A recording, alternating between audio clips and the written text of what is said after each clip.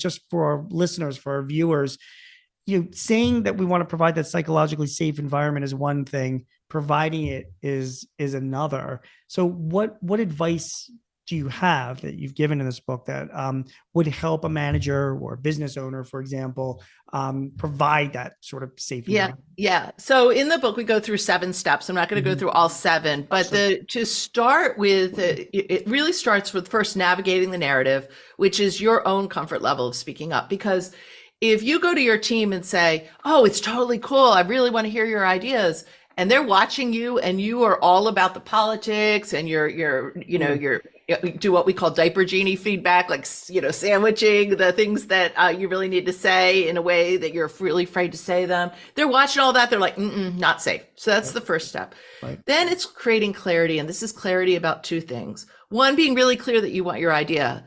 But this is the other one that was really interesting in the research.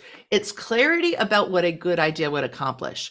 So do your people have enough strategic context to give good ideas? So when we were working with the tools at the beginning, we would test them in a couple of ways. One, we would go and say, okay, bring us any ideas you have to improve the business. Right. And the ideas we got were okay. Right. But, they were either so big that they wouldn't be able to be doable. Like, oh, let's build a tiny house on this campus to solve our housing shortage at a university, right? Like, that's a good idea, but it's not something that anybody in that room had agency to actually make happen, right?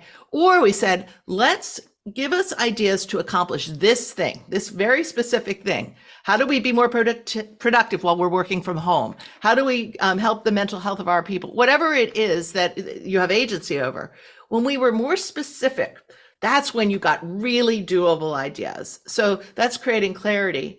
And then I want to jump in just to add to that. And David, I don't know if you have anything to add, but the concept there is when you have like a big problem, if you break it down into smaller challenges and then you ask for input on how to deal with smaller challenges, it's much more clarified and more direct.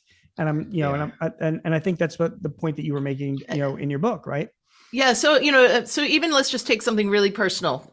You could go to your team and say, do you have anything I could do to be a better leader? Right. Now, if you ask that, you're going to hear most likely, oh, you're doing great. No worries. No problem. But if you say, could you give me one way that I could make our meetings more effective? Right. Right now, everybody's got an opinion. Yeah. It's that aspect. It's just, again, it's like human psychology. The more specific we can get, the more we're able to respond and wrap our head around it. And the other element is, when you're talking about clarity, do people really know where you're going, what you're trying to achieve, how their work fits into that? All of those elements, the more knowledge that any team member has about those things, the more insight and effective ideas that they can contribute. So then the next step is to cultivate curiosity. Right. And, when we would share these principles with leaders and managers, so often we would hear almost a default already thing from people who with really good hearts are like, everybody on my team knows I have an open door. They can bring me anything they want. Everybody knows that.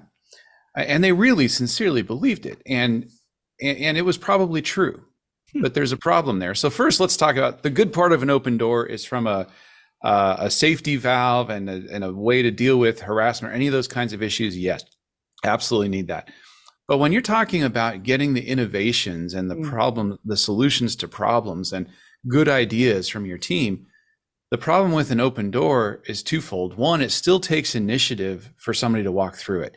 Yep. They've got to stop doing the work they're doing. And even if it's a metaphorical open door, like, logging into a Zoom meeting or scheduling an appointment with you, it still takes initiative. I got to stop what I'm doing and go and do that at the risk of it may or may not be received. What's going to happen?